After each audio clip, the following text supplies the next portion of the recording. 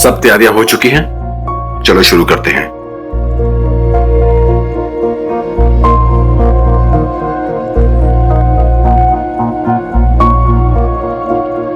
Sorry sir, थोड़ा late हो गया। रोहित मल्होत्रा की रिपोर्ट आ गई है? हाँ सर, आ गई है। तुमने देखा? हाँ सर, रिपोर्ट्स में ब्रेन ट्यूमर आया है।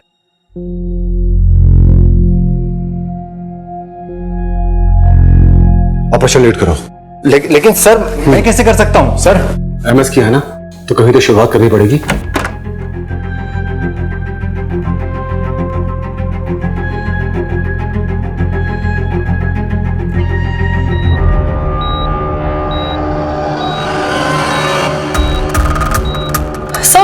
सब पल्स गिर रहा है सर। हाँ, मैं कुछ करता हूँ।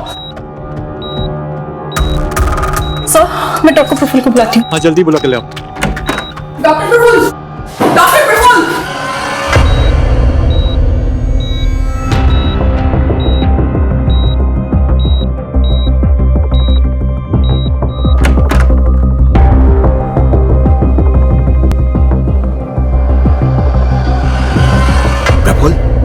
अचानक क्या हुआ? पहले बड़े साहब निकल गए, उसके बाद सिस्टर निकल गई, फिर आप। क्या हुआ, क्या है? बच्चे बच नहीं पाए। क्या? इतना छोटा सा ऑपरेशन था, मर कैसे सकती हो? डॉक्टर, तुझको तो आज मैं छोड़ूंगा नहीं, काट डालूंगा उससे।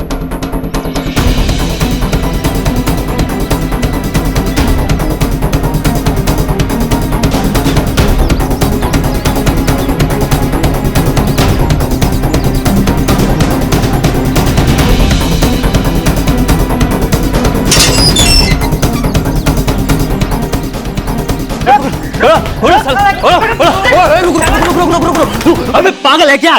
देख नहीं रहा किसका घर है? अंदर जाएंगे तो फंस जाएंगे। गुड्डे की पहुंच बहुत ऊपर तक है। तो क्या हुआ? इतना डर क्यों रहे हैं? घुस के खींच लाते ना उसको। देख, तुझे जाना है तो जा, हम लोग रिस्क नहीं लेंगे। अरे यार, पैसे कैसे मिलेंगे? चल, बाद में आते हैं। अरे रुक विजय, बाहर आ, नहीं तो दरवाजे तोड़ के अंदर आ जाएंगे।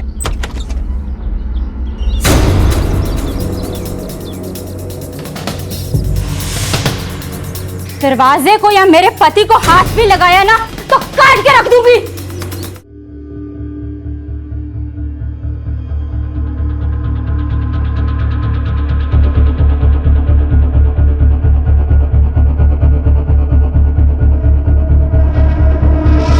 क्या हो रहा है यहाँ पर? शास्त्री जी, आपके दामाद विजय ने हम लोगों से लाखों रुपए लिए और अब वापस नहीं कर रहा है। हाँ, बिल्कुल नहीं दे रहा है वो। और शांति रखिए, मैं विजय को लेके आता हूं, लेकिन तब तक आप सब लोग शांति से खड़े रहेंगे, कोई हंगामा नहीं। माँ जी, प्लीज बाबूजी को समझाइए ना, इस बार पैसे दे दे, मैं जल्दी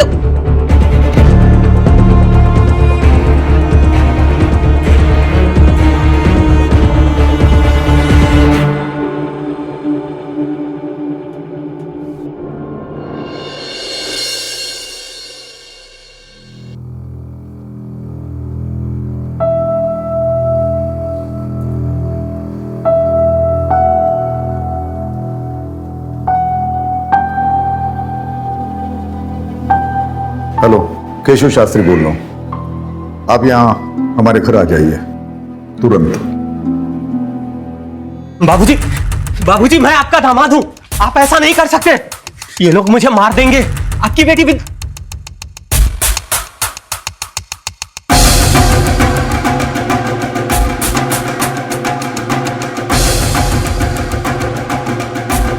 सुन, मेरा दामाद होने के नाते तुझे एक शरीफ और जिम्मेदार इंसान होना चाहिए था, और तू एक नंबर का धूर्त और धोखेबाज आदमी है, जिसकी सजा तुझे मिलनी चाहिए। ले जाइए इसे।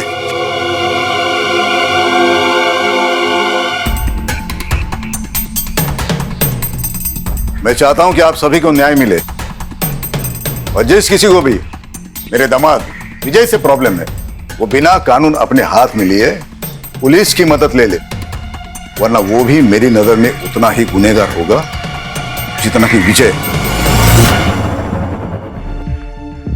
बाबूजी, बाबूजी, आपने ये सही नहीं किया।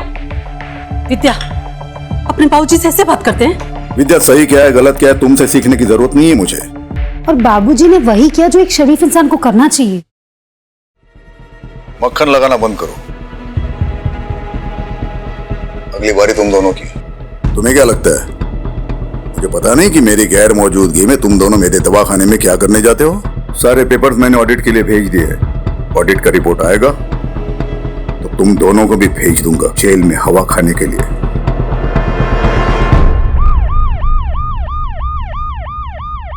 सर मैंने ही आपको कॉल किया था, प्लीज।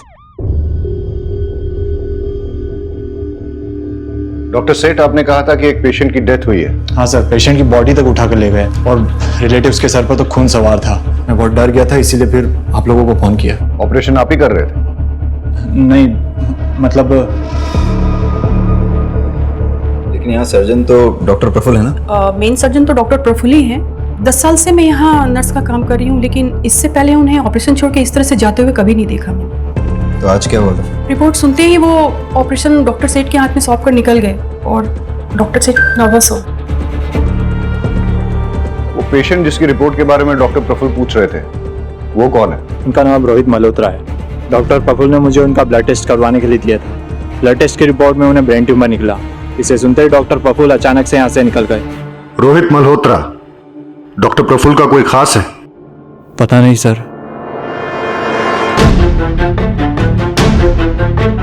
डॉक्टर प्रफुल्ल एक रैंडम आदमी रोहित मल्होत्रा, उसकी रिपोर्ट्स के बारे में जानने के बाद एक 5 साल की बच्ची को चलते हुए ऑपरेशन के बीच छोड़कर चले गए। पता करो ये रोहित मल्होत्रा कौन है। रहीमी,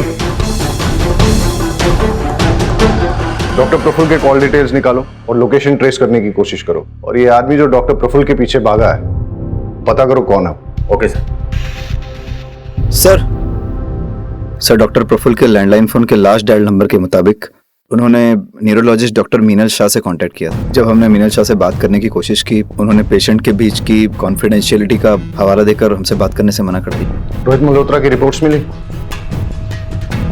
हॉस्पिटल के सारे कंप्यूटर्स चेक करो, पेशेंट रिकॉर्ड्स में कहीं ना कहीं जरूर कुछ मिलेगा। ये आप क्या कह रहे हैं? ऐसा पहले कभी नहीं हुआ। ऑपरेशन छोड़ के बीच में वो कभी नहीं गए। वो कल रात से गायब है। आपने उन्हें एक भी बार कॉल नहीं किया या उन्होंने भी आपको कांटेक्ट नहीं किया? क्योंकि ये नॉर्मल है सर। पिछले 2-3 महीने से वो काफी बिजी चल रहे थे और कई बार तो 2-3 दिन तक वो घर भी नहीं आते थे। हमारी तो फोन पर भी बात नहीं होती थी। डॉक्टर प्रफुल्ल किसी प्रॉब्लम में थे? कोई टेंशन, कोई स्ट्रेस? नहीं सर, ऐसी तो कोई बात नहीं थी। अच्छा, आप उनके किसी पेशेंट रोहित मल्होत्रा के बारे में कुछ जानती हैं? रोहित? नहीं sir. Hello sir.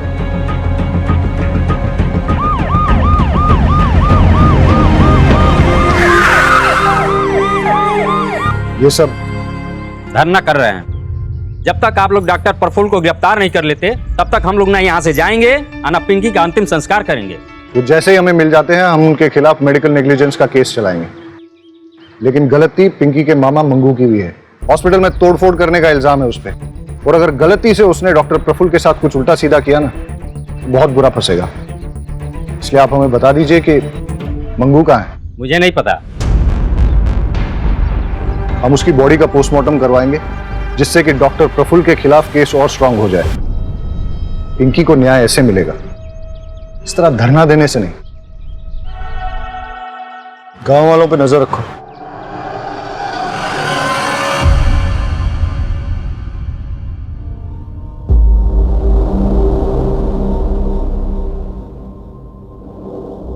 Paresh ji Shastri ji. मैं घर जा रहा हूं, तू भी सब निपट के जल्दी घर जाना। कल सुबह की ट्रेन है, मेरी याद है ना?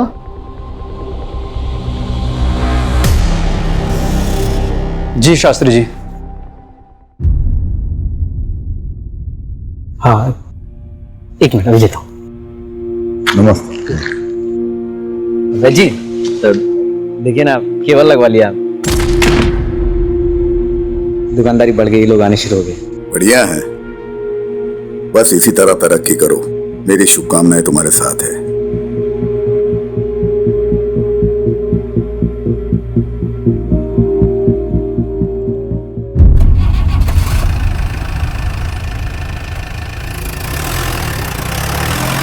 अरे चमन, रास्ते जी को मक्खन लगानी बहुत आदत है तुझे? गिफ्ट लेने का ज्यादा शौक है क्या तुझे? क्या परेश भाई, चलिए ना आपको एक स्पेशल चाय पिलाता हूँ। स्पेशल चाय पिलाता हूँ, खुद भी ले। क्या परेश भाई आप भी। अब संभालो। अब ऑडिट होगा तो क्या करेंगे हम? ऑडिट होगा तो जेल में जाएंगे। और ये कैसी बात बोल रहे हो तुम?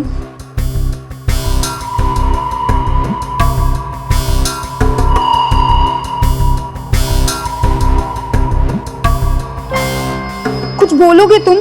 मुझे बहुत डर लग रहा है। तू टेंशन मत ले, सब संभाल लिया मैंने। कल अपनी जिंदगी बदलने वाली है। सच्ची?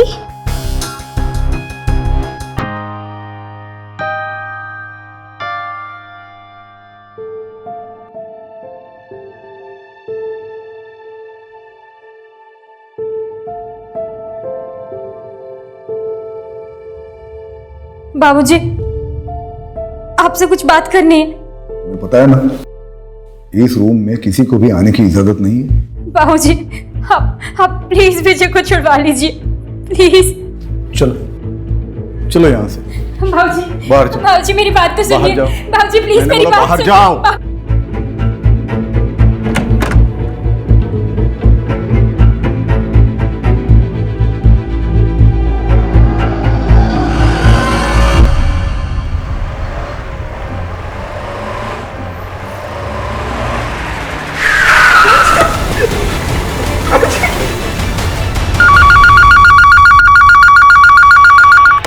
हेलो सर, एक कटा हुआ हाथ मिला है।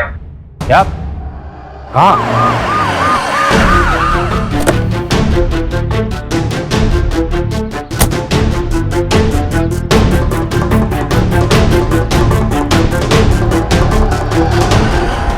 फॉरेंसिक को बुलाओ। जी सर। कट को देखकर ऐसा लग रहा है कि हाथ को किसी घरेलू हथियार से काटा गया है। सब नाखून उखाड़े गए, मतलब टॉर्चर। लगता नहीं है यहाँ कोई सीसीटीवी मिलेगा। इन लोगों से पूछताछ करो, देखो कुछ और इंफॉर्मेशन मिलती है क्या। कब देखा ये? बहुत सारे चील कौवे उड़ रहे थे और आके देखा तो हमने पुलिस को फोन लगाया। तुम लोगों ने कुछ ऐसा देखा जो बहुत अजीब हो? नहीं सर, वैसे कुछ नहीं। किसी को आते जाते कुछ फेंकते हुए? नहीं सर।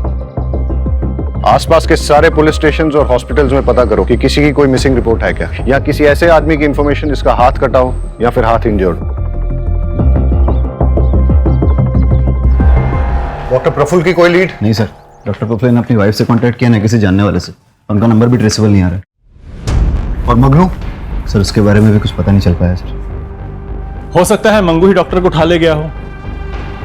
किडनैप? लेकिन अभी तक कोई रैंसम कॉल आया नहीं।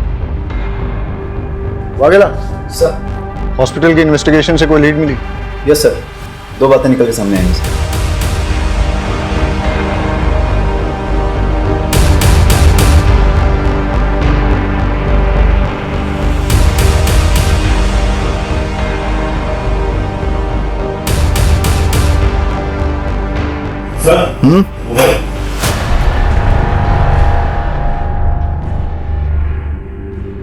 डेटा निकाला इसका?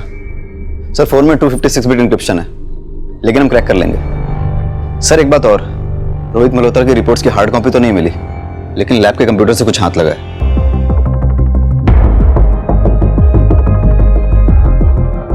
इसकी मुझे हार्ड कॉपी मिल सकती है? जी सर। सर रोहित मल्होत्रा के ब्लड टेस्ट की पेमेंट खुद डॉक्टर प्रफुल्ल ने की थी, वो भी अपने डेबिट कार्ड से। और सर रिपोर्ट्स में रोहित मल्होत्रा की पर्सनल डिटेल्स, उसका एड्रेस, उसका फोन नंबर सारे फेक हैं। पेशेंट का नाम छुपाने के लिए इतनी मेहनत? सर हो सकता है रोहित डॉक्टर प्रफुल्ल का कोई करीबी हो, इसलिए उसकी रिपोर्ट के बारे में सुन के वो घबरा गया था। तो सर डॉक्टर प्रफुल्ल के मोबाइल में उसका नंबर सेव होना चाहिए। हो सकता है इस मोबाइल में सेव हो। लेकिन डॉक्टर प्रफुल्ल ने अभी तक अपनी वाइफ, दोस्तों या रिश्तेदारों को कांटेक्ट नहीं किया है। और उसकी वाइफ कह रही थी कि इससे पहले वो कभी भी ओटी से ऑपरेशन छोड़ के गए नहीं हैं। Very interesting. रोहित मल्होत्रा की एज 46 साल, डॉक्टर प्रफुल्ल की एज भी 46 साल, दोनों का ब्लड ग्रुप AB नेगेटिव, और ये डॉक्टर प्रफुल्ल के मोबाइल के लास्ट 3 डिजिट्स 436, रोहित मल्होत्रा के मोबाइल के आखिरी 3 डिजिट 643। इतना बड़ा कोइंसिडेंस नहीं हो सकता। डॉक्टर प्रफुल्ल और रोहित मल्होत्रा का DNA मैच करके देखो, अगर मैच नहीं होता है तो फिर रोहित मल्होत्रा को ढूंढना पड़ेगा। मैच हुआ तो डॉक्टर प्रफुल्ल ही रोहित मल्होत्रा है और उसे ब्रेन ट्यूमर है।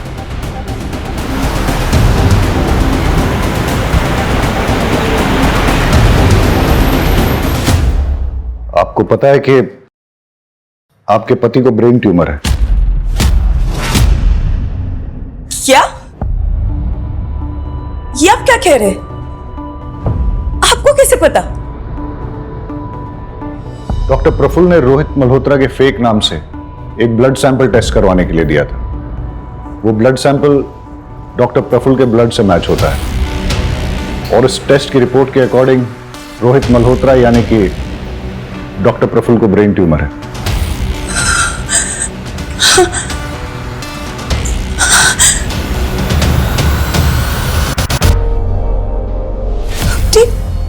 बीमारी तक मुझसे छुपाने लगे। पहले ऐसे नहीं थे, सब बताते थे मुझे, बहुत प्यार करते थे। पता नहीं क्या हो गया, क्यों? आप प्लीज उन्हें ढूंढिए, प्लीज। आप चाहे ना माने पर वो बुरे इंसान नहीं है। आप प्लीज उन्हें ढूंढ दीजिए, प्लीज प्लीज।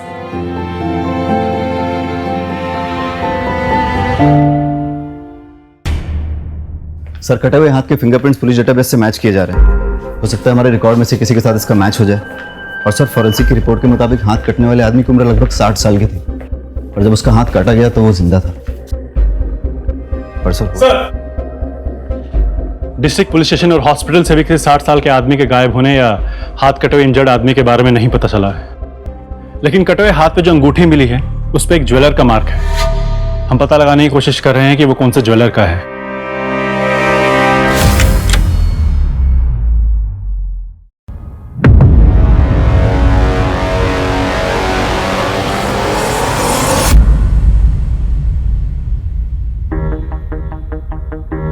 परेश भैया, ये सब दवाखाना कैसे हो गया? तू निकल यहां से। मैंने तुझसे कहा ना, निकल यहां से। चल निकल यहां से।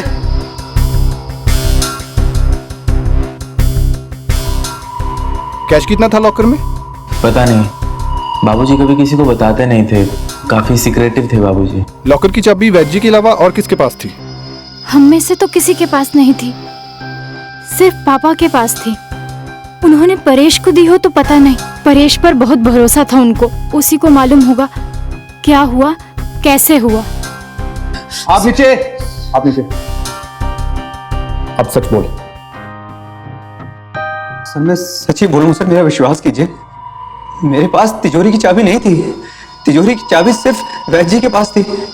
मेरे पास तो सिर्फ क्लिनिक की चाबी है। जब तूने देखा कि क्लिनिक में चोरी हो गई है तो तूने तुरंत फैमिली को फोन करके कांटेक्ट नहीं किया? बात यह है सर कि वैद्य जी ने मुझसे कहा था कि फैमिली के किसी भी मेंबर को क्लिनिक के आसपास भटकने मत देना, इसलिए मैंने किसी को इन्फॉर्म नहीं किया। ठीक है, हम वैद्य जी को कॉल करके पूछ लेते हैं कि तू सच बोल रहा है कि झूठ। चल वैद्य जी का नंबर बोल बोल बोल। वो तो नहीं मिलेंगे सर। क्यों? क्योंकि सर वैद्य जी किडनैप हो चुके हैं और मेरी आंखों के सामने उनका वो लोग भाग गए सर। कौन सी गाड़ी थी और नंबर क्या था? मुझे कुछ याद नहीं सर, उस समय मेरा दिमाग सुन्न हो गया था, मैं कुछ देख और समझ नहीं पाया, मुझे कुछ याद नहीं सर। हाँ, गाड़ी छोटी थी, मतलब कार थी, इतना मुझे याद है।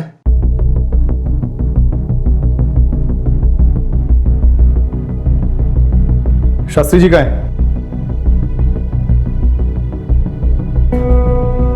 कॉन्फ्रेंस के लिए गए हैं इगतपुरी। अच्छा, अगर मैं कहूं कि वो वहां पे पहुंचे ही नहीं है। 2 दिन हो गए आपके पापा को घर से गए हुए, लेकिन आपने एक बार भी उनको कांटेक्ट करने की कोशिश नहीं की। आपको ये भी मालूम नहीं है कि वो वहां पहुंचे भी है कि पहुंचे ही नहीं है। कैसी फैमिली है आपकी? फिंगरप्रिंट्स हमारे डेटाबेस में किसी के साथ मैच हुए? नहीं सर, उस आदमी का कोई क्रिमिनल रिकॉर्ड नहीं है। Yes doctor. देखिए, हाथ जब हमने बरामद किया तब उसे कटे हुए 48 घंटे हो चुके थे। पहले सारी उंगलियों के नाखून उखाड़े गए, मतलब टॉर्चर। फिर हाथ काटा गया।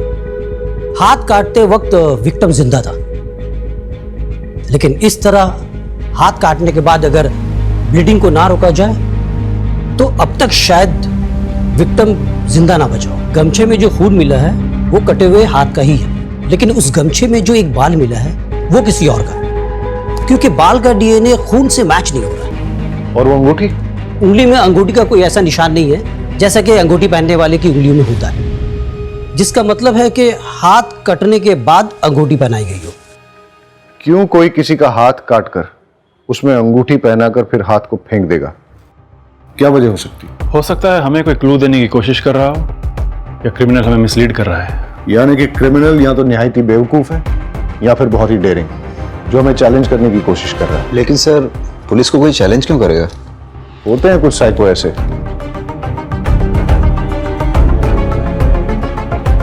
वागेला सर, इस अंगूठी के ट्रेडमार्क से पता करो कि किस ज्वेलर की है, और पता करो किसने खरीदी और कब खरीदी। ठीक है सर। Thank you doctor. तो डॉक्टर प्रफुल्ल के कैबिन में मेरा फोन डिक्रिप्ट हो गया है। हमें उसमें कुछ फोटोग्राफ्स और 10 फोन नंबर मिले हैं। उन नंबरों को नाम के साथ सेव नहीं किया गया है। इंटरेस्टिंग। पता करो ये 10 फोन नंबर किसके नाम पे रजिस्टर्ड हैं और इन सब से कांटेक्ट करो। और ये जो फोटोग्राफ्स हैं वो किसके हैं? सो डॉक्टर प्रफुल्ल के और सर ज्वेलर का पता लग गया है। हमने पूछताछ की तो उसने बताया कि सीमा कपाड़िया नाम की औरत ने उस अंगूठी को खरीदा था। बुलाओ उसे। इस अंगूठी को पहचानती हैं आप? हाँ, बिल्कुल। मैंने ही तो खरीदी थी ये बहुत टाइम पहले, लेकिन काफी टाइम से ये मुझे मिल नहीं रही। आप लोगों को कहाँ से मिली है? डॉक्टर प्रफुल्ल पारिक को जानती हैं? नहीं तो मैं किसी डॉक्टर प्रफुल्ल को नहीं जानती। लेकिन ये फोटोज तो कुछ और ही बोल रही हैं।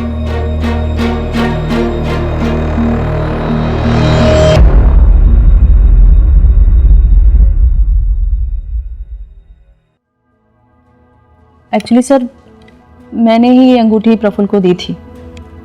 वो कॉलेज टाइम में हम साथ थे, हमारा अफेयर चल रहा था। लेकिन कुछ टाइम बाद मेरी शादी मिस्टर कपाड़िया से हो गई और प्रफुल्ल की भी शादी हो गई, लेकिन हमारा मिलना जुलना अभी भी जारी था। लेकिन आपने डॉक्टर प्रफुल्ल को पहचानने से भी इनकार क्यों किया? प्रफुल्ल कुछ टाइम पहले से मुझसे पैसे मांगने लगा। कह रहा था कि उसके हॉस्पिटल में कुछ लॉस चल रहा है। मैंने स्टार्टिंग में तो पैसे दे दिए, लेकिन वो मुझसे बार बार पैसे मांगने लग गया। जब मैंने मना किया तो मेरी कुछ फोटोज उसके पास थी, मुझे ब्लैकमेल करने लग गया। तो फिर आपने क्या किया? मैं क्या करती सर, किसी ना किसी तरह पैसे का अरेंज करके उसको देती रही, लेकिन उसकी डिमांड्स बढ़ती जा रही थी। इसलिए आपने उसको गायब करवा दिया या फिर मार ही दिया? नहीं नहीं, बिल्कुल भी नहीं सर। सर मैंने ऐसा बिल्कुल नहीं किया है सर, ट्रस्ट मी, मैंने कुछ भी नहीं किया सर, कुछ नहीं किया। अंगूठी तो डॉक्टर प्रफुल्ल की है और कटा हुआ हाथ किसी और का है। दोनों में कोई ना कोई कनेक्शन तो होना चाहिए। कैसा कनेक्शन सर? आपको लगता है ये हाथ काट कर डॉक्टर प्रफुल्ल ने डंप किया है? पाठक, डॉक्टर प्रफुल्ल के गायब होने से पहले वो हाथ काटा गया है, और डॉक्टर प्रफुल्ल किसी का हाथ काट के उसे अपनी अंगूठी क्यों पहनाएंगे? वो अपने ही खिलाफ कोई क्लू क्यों प्लांट करेंगे? हो सकता है कोई ऐसा तीसरा आदमी हो जिसका इन दोनों के साथ कनेक्शन हो।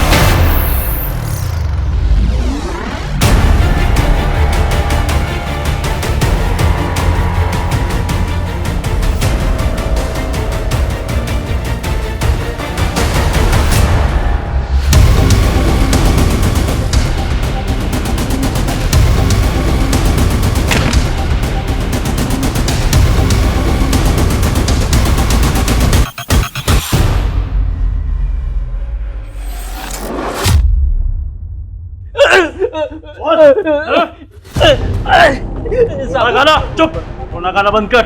ये बता डॉक्टर प्रफुल्ल कहाँ है? मुझे कुछ नहीं पता। बता, बोल। मैं तो आपके डर के वजह से मैं चुप रहा था साहब। मेरे पास खाने के भी पैसे खत्म हो गए थे साहब, इसलिए मैं गाँव पैसे लेने गया था। बताता है डॉक्टर प्रफुल्ल कहाँ है या दुबे? साहब मुझे नहीं पता साहब, पता होता तो मैं खुद ही उसको मार देता। अब तक आपको उसकी लाश मिल चुकी होती साहब। साले की किस्मत बहुत अच्छी है, उस दिन बच के भाग गया मेरे हाथों से साहब।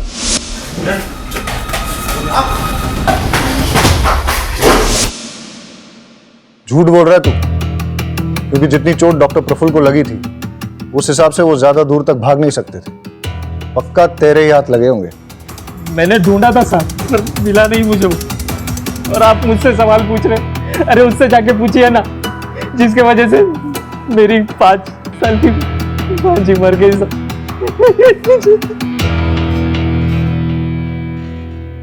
देख, उसकी वजह से उस डॉक्टर पर मेडिकल नेग्लिजेंस का केस बनता है, और ये बात पोस्टमार्टम रिपोर्ट से साफ हो जाती है कि पिंकी की मौत डॉक्टर की लापरवाही की वजह से ही हुई थी। लेकिन तू इससे ये मत समझना कि डॉक्टर के गायब होने के केस से तू भरी हो जाएगा। डॉक्टर के साथ मारपीट और हॉस्पिटल में तोड़फोड़ करने के चार्ज में अंदर करो इसे। चलो चल।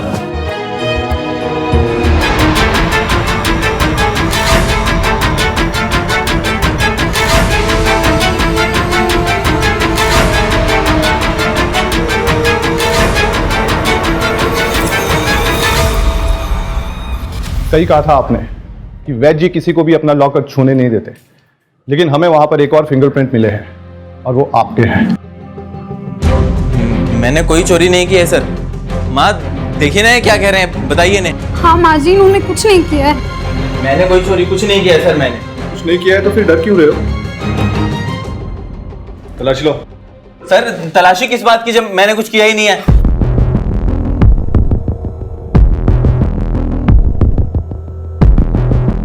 सर आपको जरूर कोई गलतफहमी हुई है, आप मेरी बात समझने की कोशिश कीजिए। मैं आपको ये देखिए इसकी अलमारी से क्या मिला है।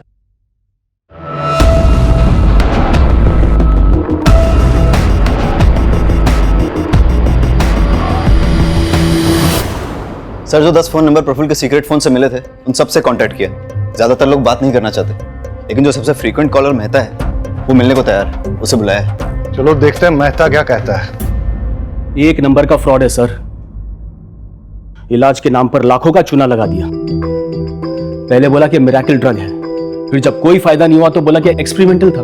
मिरेकल ड्रग, एक्सपेरिमेंटल, जरा खुल के बताइए कौन सा ड्रग और किस बीमारी का इलाज?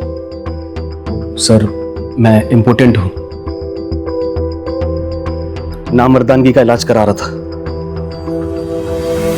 सर मैं तो और बाकी 9 लोग जिनके नंबर उस फोन में से मिले थे उनका कच्चा चिट्ठा निकालते हैं।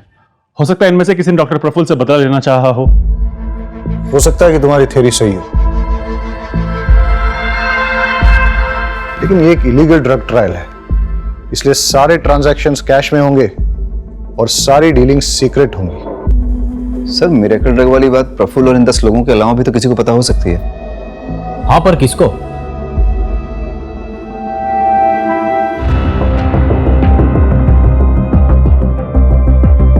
वो 10 आदमी जिन पे ये ड्रग एक्सपेरिमेंट चल रहा था, उनमें से किसी ने भी डॉक्टर प्रफुल्ल या आपको कोई धमकी वगैरह दी?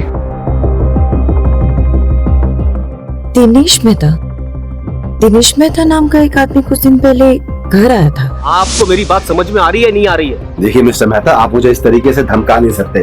आपने कंसेंट लेटर साइन किया है, ये बात आप भूलिए मत मिस्टर मेहता। फिर आप भी मत भूलिए कि इलीगल कामों में कंसेंट लेटर नहीं चलता। अब आपकी गर्दन मेरे हाथों में, मुझे मेरा पैसा वापस करिए वरना अंजाम भुगतने के लिए तैयार हो जाओ। प्रफुल्ल ने क्या कुछ नहीं किया पैसे कमाने के लिए, पर क्या मिला इस पैसे से? सब बर्बाद कर दिया, कुछ नहीं बचा है। डॉक्टर प्रफुल्ल ने आपके नाम पे 5 करोड़ की इंश्योरेंस पॉलिसी ली है। आप कहना क्या चाहते हैं? कुछ नहीं, मैं सिर्फ इतना याद दिला रहा हूं कि उनके जाने के बाद भी आपको पैसों की तंगी नहीं होगी। 5 करोड़ रुपए बहुत होते हैं। आप मुझ पे शक कर रहे हैं? जब तक हमें किसी के खिलाफ कोई ठोस सबूत नहीं मिल जाते, तब तक हमारे लिए सब सस्पेक्ट है।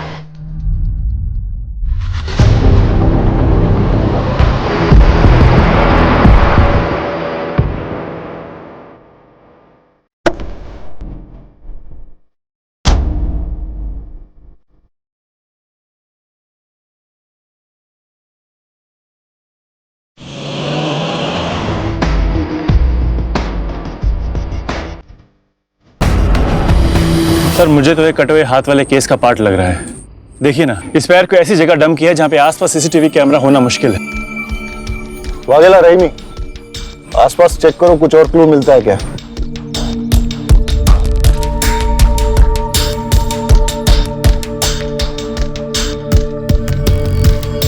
लेकिन इस बार डिफरेंस सिर्फ इतना है कि पैर को किसी प्रोफेशनल तरीके से काटा गया है, जैसे कि किसी सर्जिकल इंस्ट्रूमेंट से। हो सकता है कि हम सही हो। ये कटा हुआ पैर और वो कटा हुआ हाथ एक ही बॉडी का हो। डीएनए मैच करा के देखते हैं और देखते हैं कि फॉरेंसिक की इन्वेस्टिगेशन से क्या मिलता है।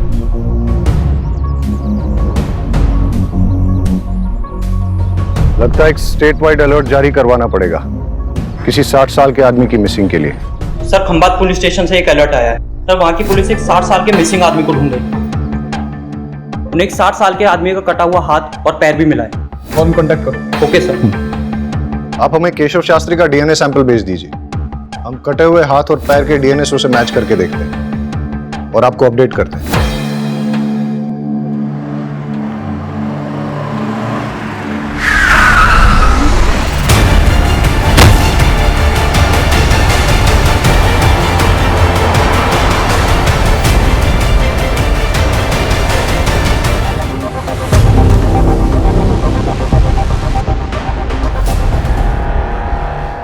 आपने जो डीएनए सैंपल भिजवाया था वो मैच कर गया है। इस बार भी पैर काटते वक्त वो आदमी जिंदा था। काटने के लिए बोन सॉ यूज किया गया और एकदम बारीकी से काटा गया जैसा कि कोई सर्जन काटता है, और पैर के अंदर कट लगाकर ये ठूस दिया गया था। और इस कपड़े से पैर को बांधा गया था जिसमें ऑर्गेनिक डाई है जो कि हैंडलूम में यूज किया जाता है, और पैर के खून में ग्लिटर भी लगा है जो कि सेम ग्लिटर हमें डॉक्टर प्रफुल्ल के नाखून में मिला। मतलब डॉक्टर प्रफुल्ल और शास्त्री जी जिनका कि हाथ और पैर काटा गया, इन दोनों को एक ही जगह रखा गया था और वहीं से डॉक्टर प्रफुल्ल हमें कोई क्लू भेजने की कोशिश कर रहे थे। Okay doctor, thank you. Okay bye.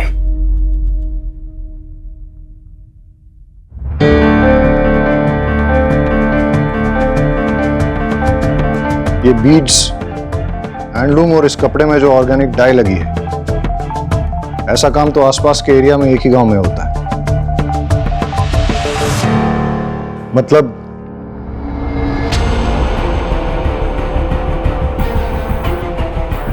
Inspector Shekhar. Yes sir. मैंने आपको यहां इसलिए बुलाया है क्योंकि हमें विक्टिम की लोकेशन का पता चल गया। आप लोग भी चलिए हमारे साथ। सर।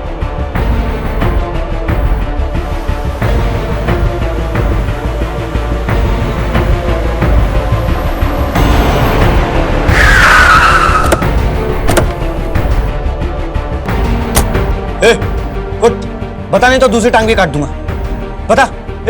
कुत्ता लेकर। अबे कुछ भी और काटा ना, ये मर जाएगा। साहब हमारे गांव में काम चलता था लेकिन कोविड की वजह से बंद हो गया। पास में एक फैक्ट्री है, उधर देख सकते हैं। ऐसे नहीं मर सकता। बहुत बड़ा प्लान है मेरा, ऐसे नहीं मर सकता। बेहोश हो रहा, पानी लेके। उठ। शास्त्री।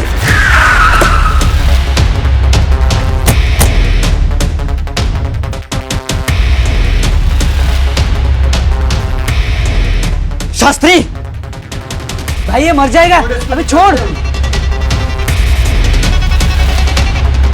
चल हम निकलते हैं। नहीं हा? नहीं नहीं छोड़ उसको।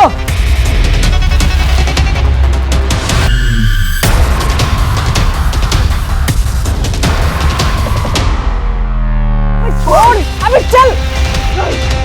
चल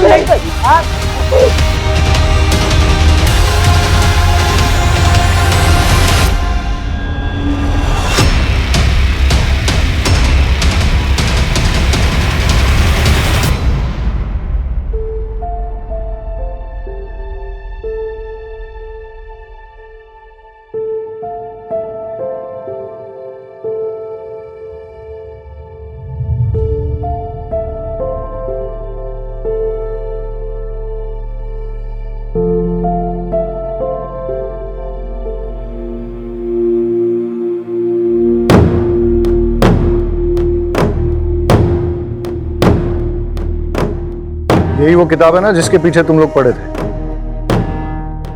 इस किताब में आयुर्वेदिक सीक्रेट्स हैं जिससे कि शास्त्री जी इलाज किया करते थे। तुम लोगों को क्या लगा तुम इस किताब को हासिल करके शास्त्री जी जैसे अमीर बन जाओगे। सर, प्लान छोटा नहीं था।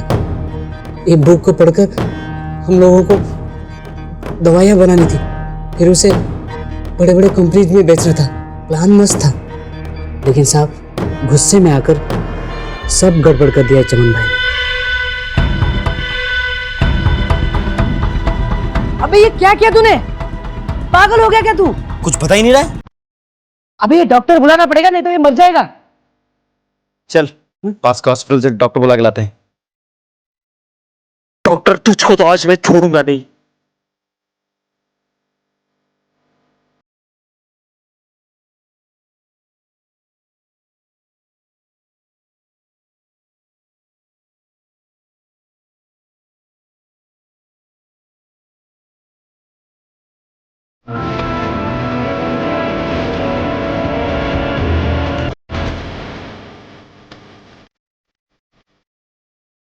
लेकिन साहब वो डॉक्टर भी निकम्मा निकला। तो इसलिए तुम लोगों ने डॉक्टर प्रफुल्ल को भी मार दिया। मेरे प्लान के बीच में कोई नहीं आ सकता, चाहे वो डॉक्टर हो चाहे शास्त्री। मैं दवाई बना के बेच कर रहूं। सर, लगता है पागल हो गया है।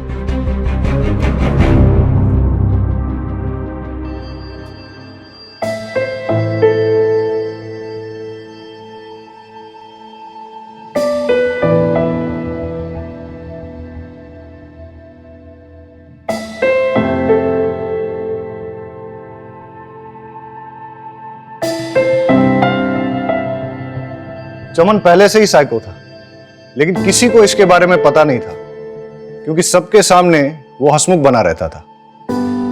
चमन ने सोचा कि अगर वो किसी तरह से शास्त्री जी की किताब को हासिल कर लेता है तो वो शास्त्री जी की तरह ही संपन्न बन जाएगा। लेकिन उसे यह नहीं पता था कि विद्या को चोरी या जबरदस्ती से हासिल नहीं किया जा सकता।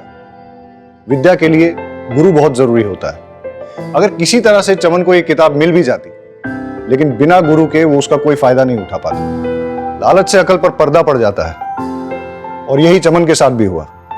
इसीलिए अब चमन पर आईपीसी की धारा 326 voluntarily causing grievous hurt through dangerous weapon, धारा 368 किडनैपिंग, धारा 343 रॉन्गफुल कन्फाइनमेंट, धारा 330 और 348 टॉर्चर, धारा 302 मर्डर, इसके तहत चार्जेस लगाए जाएंगे।